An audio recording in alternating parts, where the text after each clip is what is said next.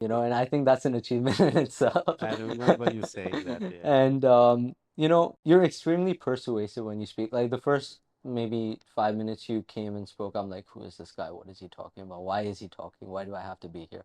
After that, I'm like, this sounds good. Maybe I should do this. Like, how do you get people to change their minds 180 like that? So I guess, as I said, I really didn't have the gift of the gab or the, acumen or the ability, to be a eloquent or good speaker, as far as I remember. But I think over a period of time, one is, you obviously need to be comfortable on stage with large audiences. And that comes from one knowing about your subject very well. But I think, again, the most important thing is communicating from the perspective of the other person. Okay. The more you think about others and try and figure out how they perceive things, how they see things, what are their doubts, and if that's how you focus your pitch to them, it becomes very, very easy for them to appreciate what you're doing. And all of us have fascinating stories to tell. The thing is, we don't learn how to tell them. We're not taught how to tell them.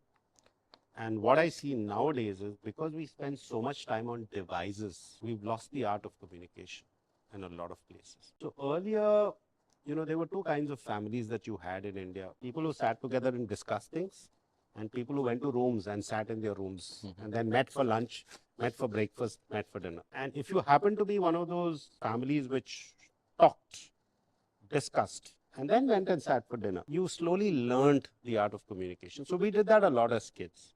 I do remember my parents, whenever we had guests, a lot of parents would say, hey, come, meet uncle, auntie, and then bye bye. And my dad would say, look, hang around, talk to us. And we got used to doing that at an early age. And because of that, you saw different people. And I remember there was a gentleman called Valence D'Souza. He was a very close family friend of ours. He was a very fascinating person for us as children. And he really knew how to communicate with children. And when he came, it was almost like a 200-watt bulb would light up that room, and we looked forward to meeting him. And it was fun being around with him because he spoke from our perspective. So once you learn how to do that and you see that, it becomes very easy, to do it. And you realize that it's a two-way street. The more you give in terms of, fascinating stuff, the more you get back. So while we teach, and we work with students, the reason why it drives me to do it is because we learn so much from you in return. Because you all do really cool things, and we keep learning things, from all of you all, and we get better and better and better at it. So that's how it. Correct me if I'm wrong, but I think one thing I noticed in the way you speak, you do show rather than tell. And how do you practice that? Is it conscious? Is it subconscious? No, I think you realize that's a more effective way of communicating, and you also have to break up complex things into simple stuff. See, because for example, let's say we work with an NGO called Akshay Patra, and these guys do midday meals for students, and the midday meals are great because attendance goes up, all that goes up. But I can say all that to you or a student. But let's say I tell you, look, they give midday meals to students, and it only costs so much. It costs only 1,500. Now, when I say that, these are just numbers. But the moment I tell you that, and I give you an example and say, okay, how much does a Starbucks coffee cost? Okay. And you say, 400 rupees. Great. I said, one Starbucks coffee was 400.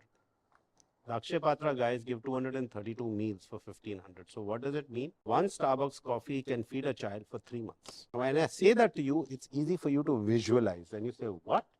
One Starbucks coffee feeds a child for 3 months. That's ridiculous. And I say each sip feeds a child for 1 week. Now that sip is not a very tasty sip anymore. It's no longer tasty. Right?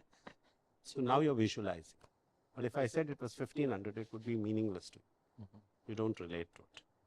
So you need to understand how to communicate with people so that they understand, they visualize, they imagine because of the way you put it. So I've used a reference, and now it's become a fascinating story.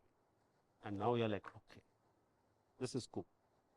And then we say things like, for example, I want you to understand how big a deal this meal is for children. I can either tell you it's a big deal for children. Again, that's meaningless for you.